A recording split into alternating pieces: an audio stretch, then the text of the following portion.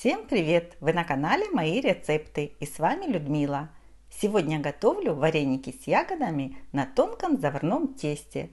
В просеянную муку добавляю 1 столовую ложку сахара и пол чайной ложечки соли.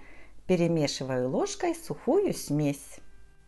Заварное тесто готовится на кипятке, поэтому вливаю кипящую воду и перемешиваю ложкой. Воды может понадобиться чуть больше или чуть меньше, в зависимости от клейковины муки, поэтому смотрите по консистенции самого теста. Перемешиваю тесто ложкой, и уже через 1-2 минуты тесто начинает собираться в ком.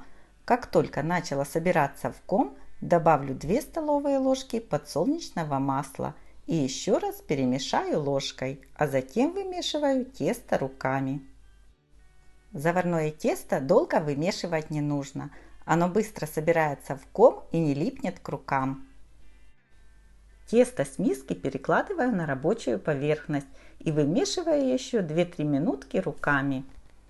Чтобы тесто стало более мягкое и эластичное и хорошо было с ним работать, собираю его в ком и оставляю на рабочей поверхности, накрыв полотенцем приблизительно на 10 минут. Лежав 10 минут, стало еще более мягкое, нежное и податливое, не липнет к рукам. Можно приступать к формировке вареников. Отделяю часть теста и раскатаю его скалкой. Остальную часть теста отставлю в сторону и накрою полотенцем, чтобы тесто не обветривалось.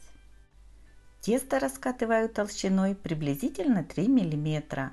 Чтобы вареники получились все одинаковые, выдавливаю стаканом кружочки. Остатки теста собираю в ком и с них также буду готовить вареники. В сырых варениках ягоды быстро пускают сок, поэтому я формирую их порционно и сразу же варю. Беру кружочек теста, слегка его растягиваю и выкладываю начинку. 1 чайную ложку красной смородины и пол чайной ложки сахара. Плотно соединяю края. Старайтесь соединять края так, чтобы в край теста не попали ягоды и сахар. Тогда при варке вареники останутся целые, а внутри сладкие, сочные ягоды. Вареники на заварном тесте варятся в воде, и их можно готовить с любыми ягодами на ваш вкус. На моем канале также есть рецепт приготовления вареников с ягодами на пару. Кому интересно, ссылки я оставлю в описании под этим видео. Готовьте с удовольствием!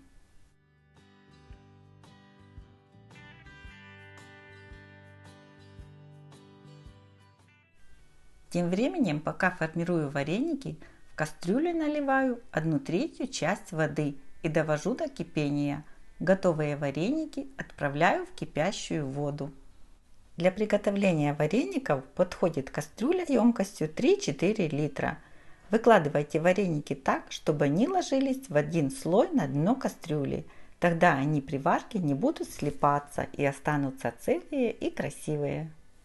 Вареники с ягодами варятся очень быстро. Как только они всплыли наверх, варю 2-3 минуты и достаю в миску.